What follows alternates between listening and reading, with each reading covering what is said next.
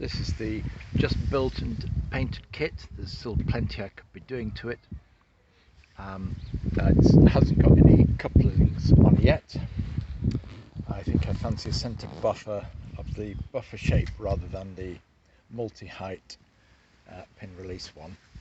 And the power pack for it is this rechargeable emergency power pack you can buy quite cheaply to power phones.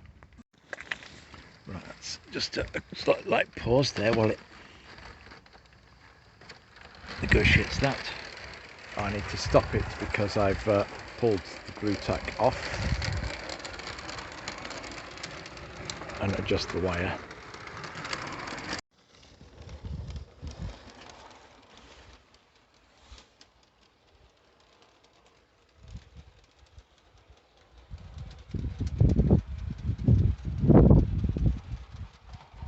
There's no significant load on it, and the truck behind it, whoops,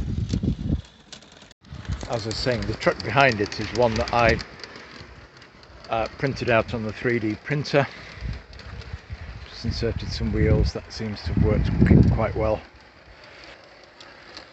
and so it's coming up to the part where the track has shifted. So this is its second circuit of the track. The battery pack I'm using is one that I wasn't using as an emergency pack because it's not holding as much charge as I want it to. But the 5 volts from the pack seems to be plenty for this loco. This is where it derails. That could be clearance underneath. We're going to have a look at that. The buffer beams are quite low, but I'll look at that statically by rolling it over. You can't roll the locomotive because you're working against the gears. You can slide it. So now I'm tempted now to look at the LED remote control system featured in the Garden Rail magazine in the UK, because that